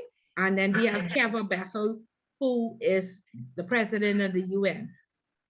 And so we need a seat at the table. If there's no seat at the table, then nobody is there to defend us. Okay? So like I told the persons in intro, your country needs you. This is just the beginning. Please, educate yourself. So you and read the news and keep abreast, because we need some ethical people in our government and in our international arenas to support our country. As we are seeing now is who you know, right? Or you suffer great reputational risks. So there's also anybody interested in politics and going further, the US Embassy is putting on a seminar in March for women politicians. And so anybody interested could Google that on the website, on the embassy's website. And it's just a forum, to give you some tips on if you want to approach politics as a woman and to help you, I guess. It should be a good training session if anybody's interested. But that's another story for another day. Okay, so we understand recommendation 1. We know who the FATF is. We know who the Basel Committee is. We know who Transparency International is. All international regulators who decide, how they are going to risk weight your country. And again, there's a methodology, and people from intro know that they have to understand methodology. The methodology is, how do they decide, how they should risk rate you? Okay, what goes into this, just like what is it? Okay, methodology. How do we risk rate our clients? What makes up the risk rating to decide whether they're high, medium, or low? And if we look aside, this was one of the questions on the exam last year, because persons, every time Ms. Bullet asks about, you know, if you understand methodology, they couldn't answer me. So this is the methodology, because of course, countries are gonna fight back and say, I shouldn't be high risk. And so the FATF Mutual Evaluation Report, the Tax Justice Network, Transparency International Corruption Perception Index, Trace Bribery Risk Index. So out of these categories, they then come up with a rating for you. Okay, so that's why we are very careful about our corruption perception index. It's 65 or 66 right now. Our bribery index is like 81. But as we see more politicians going to court, that will, if they are continuously let go, that will cause the rating to increase. You know, and of course we're being internationally watched, so we have to be very careful. Some people are going to have to go to jail, or we are going to be seen as a corrupt nation, and it'll affect us overall. Okay. Any questions so far? Yes, I have a question. This is something you said earlier. The Fintech Group, is that a number house, or that's under the Securities Commission? And who regulates them? What you talking about? No, you was talking, you said that earlier in the class. I know, I said that. Well, why you think that's a number house, Owen? And you were supposed to be following that the whole intro class. That was a question. I remember that question specifically on the exam. That's why I asked. Good. I gotta make sure that on the exam again. But I people asking me that. I was thinking it was like by the word hub, I connected to a lounge or something. So I was saying Cayman board. You know, lounge and compliance. You see this no, hub, the word hub. You see the Securities Commission is the regulator for the securities firms and the broker dealers and what have you, right? Okay, correct. Fintech link, and you Google, you send them an email and ask them for you to join the Fintech Hub. Okay, and so this Fintech Hub, you see, that's immediate contact information. You send an email here and tell them you want to join, and what they do is they send you updates. See, they talk about the DARE bill, which regulates our digital currency, and then there is various legislation and stuff about crowdfunding.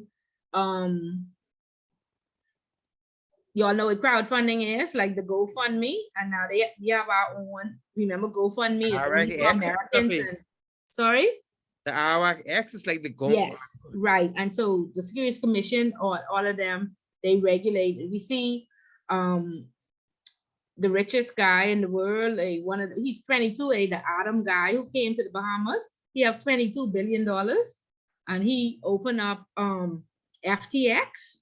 All of that is regulated by the Securities Commission, and that's why I said, you know, in my ICA class, they are saying our compliance professionals abreast of what's happening in the securities world and the new technological hubs.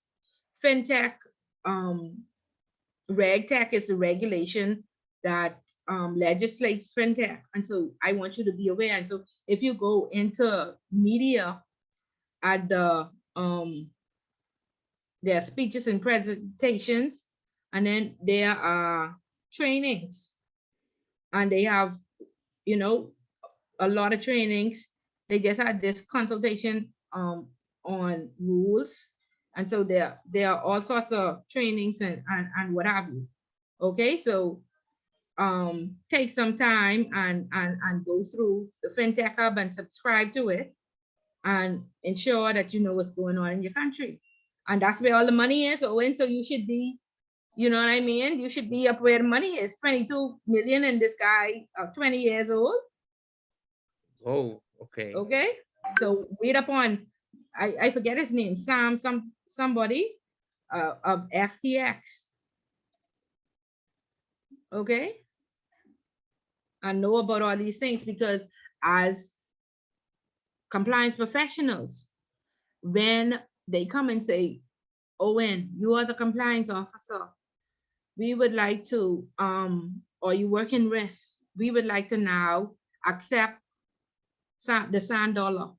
Do you know what the controls or the risk associated with the sand dollar is? Do you know? Yeah. Put together an assessment. And, Okay, so there you go. Put together an assessment and say, if you do wanna accept, because remember now, before they bring on a new product, they consult compliance. So they come to compliance and they ask, you know, can we, is this too risky? And Owen will say, but these are the risks and these are the controls that you need to put in place. Of course, for sure, we need to keep abreast of the regulation. And this is what the law says. And these are the requirements, right? These are the minimum standards. Okay, and so that's what, if your assessment was done and you are low risk, but you are now gonna accept sand dollar, that's how you update your framework. And you would send that on to the regulator for approval. These are the controls, these are the risks identified. We now want to offer the product of sand dollar to our customers. Okay, and so that's a risk-based approach. Yeah, and see, Tennille is there telling us Sand Bankman Fry. Get to know him, Owen. Find out who he is, follow him on social media. He's on the Fintech website, right? No, just Google him. He's just a billionaire. Okay, all right. That you should have in your network. That's all he is, a billionaire that you should have in your network. Get to know some rich people. I need some rich people in my network, Owen. I believe you could be one of them if you aren't already there. Okay, you might already be there. Okay. I received that. Okay, good. Me too. Good. All right. So guys, international regulators, we know we are being watched. We understand that, you know, they could change our rating if we don't meet their minimum requirements. We know that the Bahamas can suffer reputational risk, meaning other countries will not do business with us. We know the importance that the country overall is not high risk because we do not want to be subjected to enhanced due diligence. Of course, higher, I know to open an account, we normally charge $250 for the application fee, but for our high risk customers, we charge $1,500 because we want to do enhanced due diligence on them. So all the fees, all the service charges, they have to be monitored annually. And so we charge them more for that. And so, of course, as a country, the Bahamas does not want to be subjected to higher borrowing fees. As you know, we are a borrowing nation. So our interest rates will be higher because we consider high risk. So all of that would have a net effect on the country. Okay, and of course we learned some things about the IMF, the International Monetary Fund. They conduct a financial sector assessment. All of the regulators are working together now. So you don't want to have the FATF and then the OECD in, or and then the UN in. So all of them, they normally do different checks and assessments. They, like the FATF was supposed to come in May of 2021 or 2020, and I think we got blacklisted because they couldn't come because of the pandemic. But they were not only going to check up on the CFATF report, they were also going to check up on our taxes to ensure that our tax regime was correctly in place. Because what we did, and I don't know if it was, I doubt it was a mistake, it was probably a staggered approach. We had updated our tax laws, and we had said, I think in the penal code, that if you evade taxes, you will be penalized, but we limited it to tariffs and VAT, right? So that meant that the Bahamas couldn't prosecute somebody who did not pay their taxes to Switzerland or wherever else in the world, right? Jamaica or wherever, whoever has taxes. So then they had blacklisted us because they said that, you know, we did not fix that clause in the law. And so I think in 2020 of December, we then updated that to make sure that it included all taxes. And then, of course, we talked about the UN and United Nations Office on Drugs and Crime was set up in 1997 by the United Nations to implement a crime prevention and criminal justice program and the United Nations International Drug Control Program. And of course, our subject for this semester is drug trafficking. Along with that, there's a narcotics and a psychotropic substance Vienna Convention. And we have seen that the psychotropic drugs have become very popular. I think in New York, they just saw persons dropping out, and a lot of homeless persons dropping down in the park, and there was in record numbers. And so they did an investigation to find out exactly what was happening. They found that there was some new opioid drug on the market, and persons were being given it for free, as test dummies, I guess, or guinea pigs. And so they saw a record number of homeless people dying from this new drug that was out on the streets. Okay, so there are various conventions to protect against that. And like I said, Keva Bain, when I was at Royal Bank years ago, she was there as well, and now she is the president of one section of the UN. So there are opportunities out there for Bahamians, and again, like I said, if we do not have a seat at the table, then we get, when the decisions to blacklist, nobody's there to oppose the blacklisting, and nobody is there to say, no, the Bahamas did what they were supposed to do, let me check or let me make a call. Okay, so it's important to have a seat at the table or you get left behind. Okay, and then there's the OECD, was formed to administer American and Canadian and given under the Marshall Plan for reconstruction of the European countries after the Second World War. And the OECD focuses now on harmful tax practices and making sure that, each country gets their taxes from their people, even if the money is offshore. And so that can decrease the borrowing of the country. And then there's the Wolfsburg Group. The Wolfsburg Group is a group of the largest banks around the world. So the Wells Fargo, the Chase, the who else is there? The Deutsche Banks. And so they get together and they control like the SWIFT systems around the world. And so there's a Wolfsburg questionnaire. And before 2018, when it was a rules-based approach, it used to be 28 questions. Now, after 2018, it's now 200 questions. So it's very lengthy. It takes a lot of time to fill out. And so, and there are 3 different types of Wolfsburg questionnaires. And what they essentially ask you is, do you do, business with gas and oil, and what's the percentage of your business? If it's more than 10, 15%, then they don't offer you SWIFT. And in the offshore world, SWIFT is very important because nobody walks into the bank and say, I want to make a deposit, or I want to take money out, or I want, withdraw money. Everything is sent through SWIFT, okay, through wires. And so if you don't have a correspondent bank to send these wires through, then you don't have a business, okay? Your business won't survive in the offshore world. And even on the retail side, there are millions of payments that have to be sent overseas. Okay, so if you don't have a correspondent bank, there could be a crippling effect on your business. Okay, so that's what the Wolfsburg Group do, and they have policies and procedures in place, and they have, again, recommendations. There's about 90 recommendations from Wolfsburg that you follow if you are offering correspondent bank services. Okay, so do we have an overview of the international regulators? We understand what they do. We know what their tasks are. We know who the FATF is, and we know about the 40 recommendations.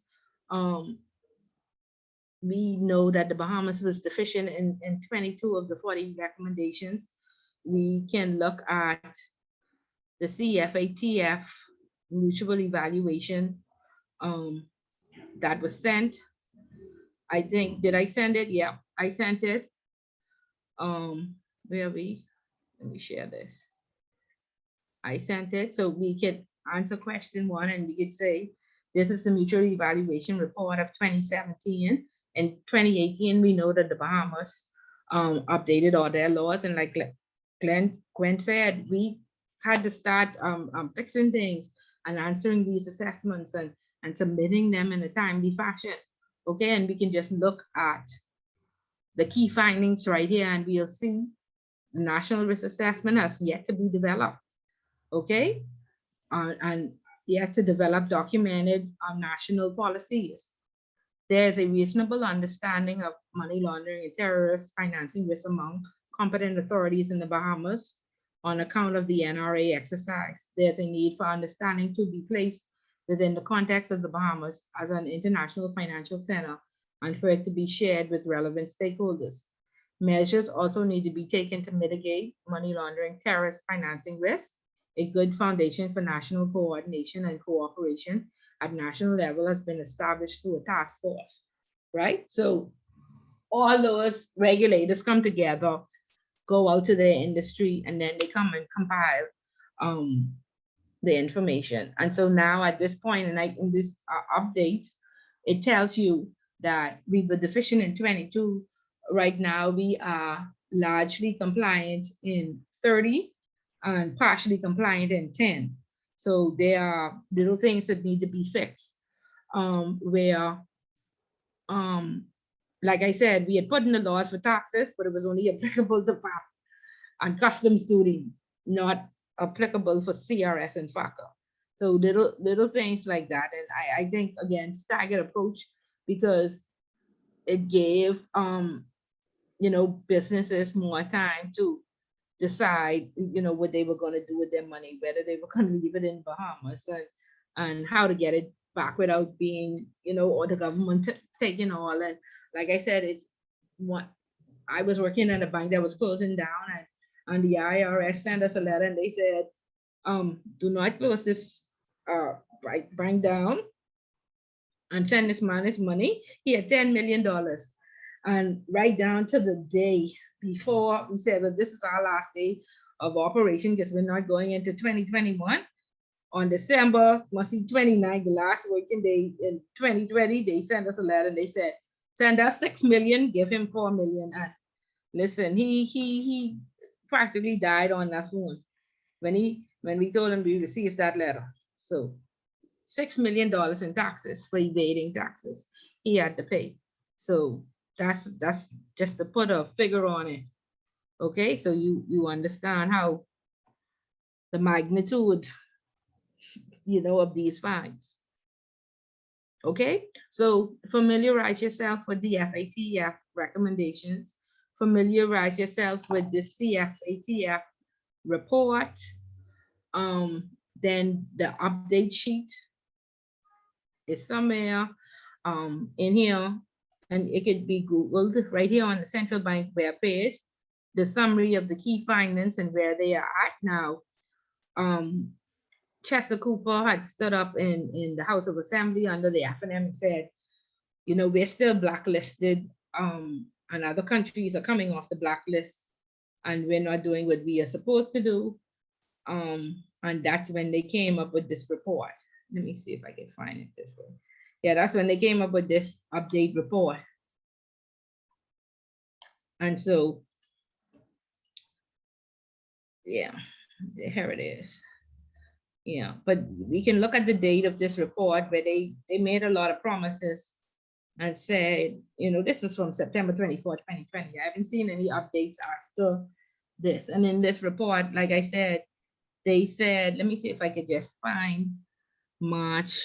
I think they said in March. Oh, sorry. Yeah, in March. No, nowhere in March. When they said in 2021, they would update. Yeah, I don't think when they said it would be finished, but like I said, from then there's been no updates, and there has I don't see the risk assessment, any announcement of it anywhere. But this report tells you the significant measures taken by the Bahamas to satisfy, you know, the 22 deficient recommendations. Okay, is all of it true? It says completion and approval of the national CF risk assessment in 270, and I don't see that. So they said this, but not necessarily true. I don't know. They would need to interpret this for us to make, you know, for us to say it was true or not. Okay. Okay, are there any questions and any feedback? Let's see, because I have to call names. Let's see who I don't know yet. Felicia, are you there? Good morning. Yes, ma'am, I am. Okay, good. Give me some feedback on the information you received, please. I mean, so far it's just a lot of correlation. I'm new to the compliance field, and so it makes a lot of sense now in terms of the sanctions and why we do what we do, especially in my daily tasks. So it's a lot of information just to catch up with, and I do realize that I need to go through the 40 recommendations just to make my real life job description more applicable to the actual course. Okay, great. I'm glad you're finding it beneficial. What about Tamara or Tamarin? Delancey? No? Hi, good day. I'm used to the compliance course, and so far it's very informative. Okay, good. Now you'll have to next week. Now you'll read until you'll keep Miss Bullet awake, okay? Because I fall asleep twice. Y'all had me talking the whole class, and so this could be as interesting and what Darrell Miller word is provocative as we make it, right? So you'll have to come excited and come enthused. Like I said, it's a lot of information, but let's try to make it as easy as possible, because I don't want you to just talk and you not retain any of this. So by tomorrow, you'll don't forget Miss Bullet and anything that she says. So the whole point is to have a discussion where we can retain the information and then, go and apply it to our organizations. Okay. And then make good decisions. All right. I have a question though, please. Go ahead. Sorry, I joined the meeting a bit late. I got the link late, but I just wanted to know in terms of the progression of the actual course. Do we read the chapters per week, or like, is there a course outline or anything in that regard? Yes, so you read the chapters per week. Okay. So we would have covered chapter 1. There's classwork. You can go and do the classwork to ensure that you understand, and come back next week and let me know if you don't. And then you would have read chapter 2 before next week, and we'll go over chapter 2 next week. Okay, and the classwork is where? I would have sent an email. Did you receive it? A welcome message and had attachments in it? You didn't. Okay, so let's get your email address. 1 second. Let me make sure you get that before you leave. And what's your email address? Felicia, PHYLICIA .Romer, ROMER @gmail.com. Okay. That makes my, I was a little lost. Thank you. Okay. Miss Bullet, I have something to say also now. Unlike most of these persons that are already in the compliance field, this is something I did the introductory course. Like I said, that was last year I did it, right? And this is so with me and you talking about things that are going on that's not people are familiar with because they're in that field. I am not. This is something I'm interested in doing. I took it on because that's what I'm interested in doing. So a lot of times you're talking about certain situations in certain places and whatever. I am confused because I have no idea what's going on. So I'm relying on the information from these classes. I'm happy they're being recorded now because the last time they weren't. And I could go back over them and to make sure I catch everything. Okay. So, but you did very well in intro, considering you yes, ma'am. Yeah, I think you were the one person that got 100% in the 7 years. Yes, ma'am. So that's what I'm saying. So with this course, I'm gonna go by the outline, the classwork outline. That's what I did last time because Jasmine, you got hit out. I can't hear you.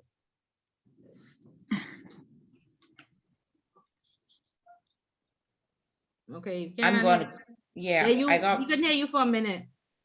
I was saying, because persons are already familiarized and I'm completely lost because, uh-oh, you can hear me? Yeah, I can hear you. Okay, I'm completely lost because I don't do this. I work for the Gentlemen's Club in Renal. I work at a dialysis clinic. That has nothing to do with compliance. So, I'm just gonna have to. So you remember, I would appreciate very much if you guys would remember that and go a little bit slower so I can catch on and make sure I understand everything's going on. Okay, and just ask any questions that you may have. But I ain't even worried that you just I have to make sure my testing too easy so you could get another 100%. Yes, ma'am. Thank you very much. Yes, okay, good. Okay. You could do it though, but that's I say stop me and just let me know if you have any problems. And Okay, we can thank get through you. it. We can Thank get through you. it. Yeah, okay. So let me just make sure y'all get this Eggman Group thing before we go. So for you who want to start, just reading through the cases and to ask, have sufficient time to ask any questions that you may have. So let me see. I need to add Felicia, PHY. Hello, Ms. Fuller. Could you add me also, please? Who is me? Tamara Delancey. Okay, you didn't get the welcome email? No, ma'am. Okay, 1 second.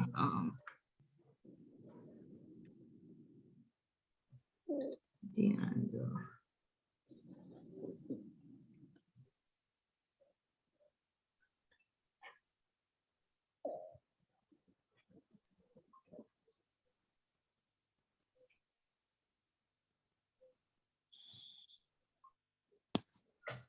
Cameron, you can give me your email address, please?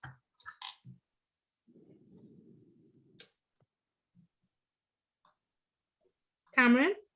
T dash Delancey, DELANCY at hotmail.com. Okay, let me just make sure. 1 second.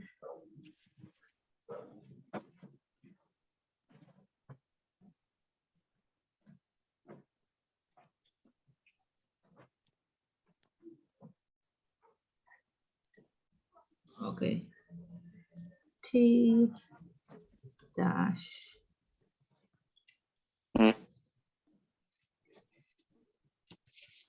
CY at Hotmail.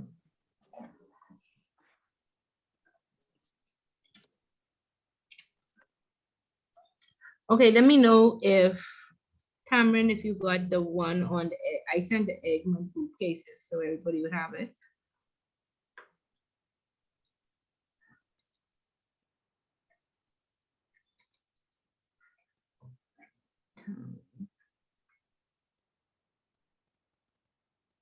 Also, if anybody interested in joining the WhatsApp group, they could put the number in the chat or they could private message me and I'm in the chat.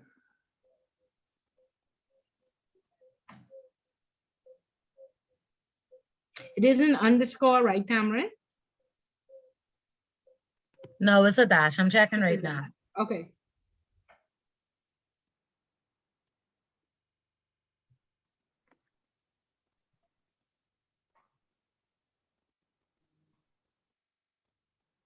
Ms. Bullet, did you send the admin portion to everyone just now? Yes, I did. Okay, so I'm gonna just write my email again in the chat because I don't seem to see anything as well. Me neither. Under case 5, you have to go in case 5 and it's the third page after case 5. Tennille, you got okay. Did you get the welcome message, Tennille? No, ma'am, I didn't get that either. Okay, because let me tell you where I sent it. Tennille, TNNEILLE.A.Bain@hotmail.com. Yes, ma'am. And you, okay, check it out. I just sent it again. Okay, thank you kindly. And Owen, even after the third page, I don't see it. There's only different forms in the back of my book. So I just have to probably go back to the institution and get, I guess, the old version. Okay, Tennille, I sent both emails again to the Tennille AVN. And then Tamron, let me know if you got it, please. I got it. Thank you. Okay, great. Both, you got both emails? Let me just, I know I got one. Just double check. No, I only got one email, the welcome email. Thank you, Ms. Bullitt. I received it. Okay. Ms. Bullitt, I didn't get the report either. The report that you would have just sent out, I didn't get it. Ms. Fuller, Yes. this thing on out. I didn't get the second email either. I just checked my email. I'm sorry I was quiet on class. I don't know it, that's why.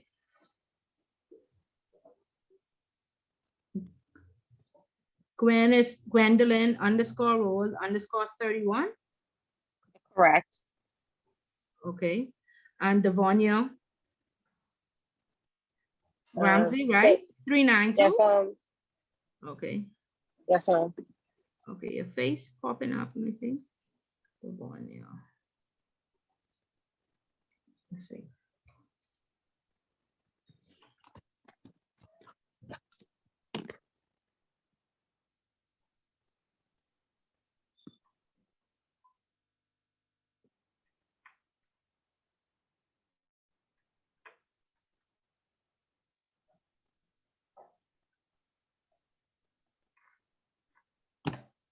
Okay, so like I said, find a friend within the class and network with them and try and look for your groups. I know in the last class there were 1 or 2 persons who were already members of those civic organizations, and so they just shared and invited persons to their organizations, or go right on Facebook and type in Kiwanis in your area or Toastmasters in your area and it'll pop up. And if you're courageous enough to go by yourself, but the expectation is that you go, you introduce yourself, and then you come back and you share with the class. Now, there's a word for the day if you go to Toastmasters. And so we want you to come with the word for the day. Who the speaker wasn't a topic. A lot of persons say, I've been, and they don't want to share, or they send me an email. No, you get the 5% by sharing with the class your experience and any word for the day if you chose Toastmasters. Okay, is that clear? Yes, ma'am. Okay, great. Are there any questions or about chapter 1? And again, like I said, the key is to retaining this and digesting it, and perhaps in a few days, you'll think of some questions, and so just be prepared for next week. And I can always be reached by email, and so just let me know. But this is a very heavy class, so afterwards you relax and unwind and you feel good, and then you pick it up next week.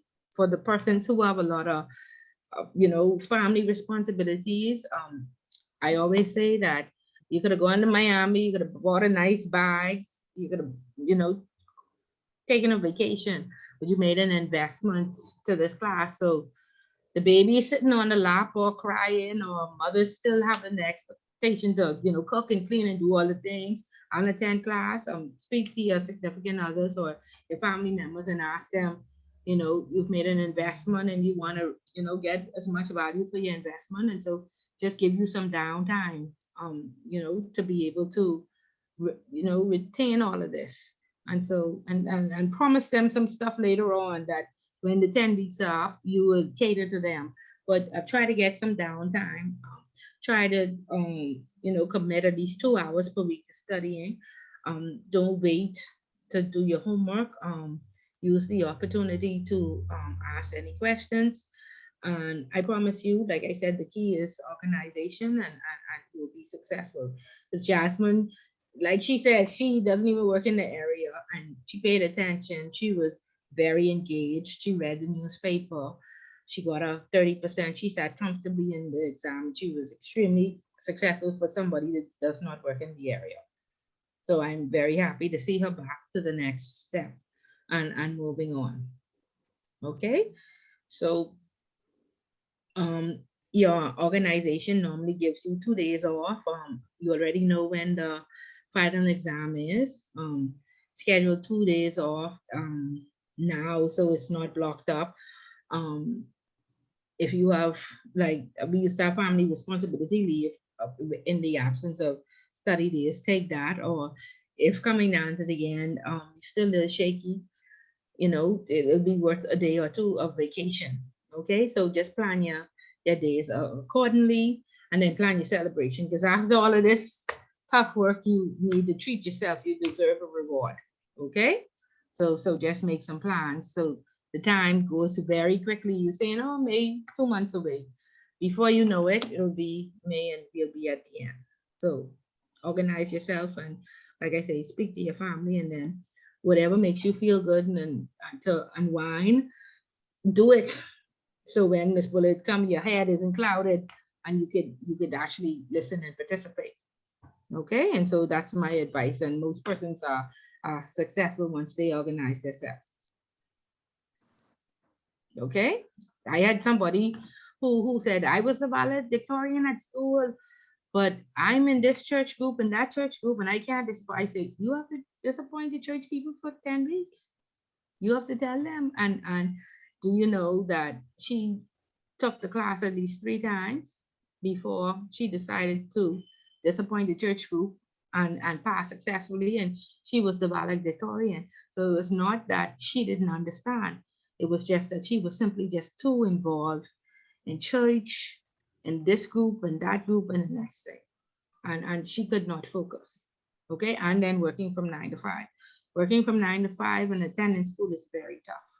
Okay, don't let anybody downplay that to you. That's very tough, especially if you're a spouse.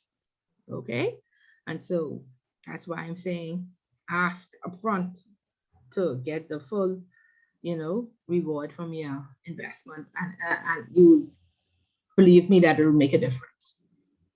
Okay, so I trust that you all have a fabulous week and a productive week and a safe weekend. We'll do this again next week if there are no further questions.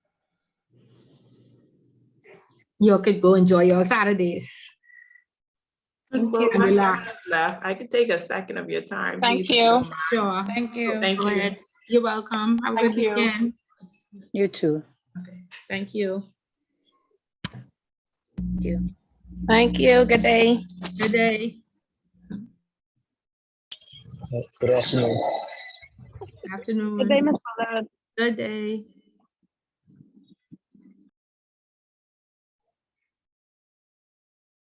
Okay, Tennille, go ahead. Okay, Ms. Bullitt, I have fully paid my bill in full for introduction. I heard that grades were being sent out. However, I have not got my grade yet, and I'm going to celebrate something else later this evening. So I was wondering if you can do me the great pleasure of maybe letting me know my grade is so I could double celebrate one time. Listen, this is being recorded, of course. I am not allowed to give out any grades under any circumstance. But Miss Dean should be at the institute. If you call there right now, she'll be able to. Okay, let me do that so I can double celebrate. Double celebrate, please, and congratulations. Thank you. That's all I can say. Okay, thank All right, you. you have a great weekend. You as well. Okay, bye-bye.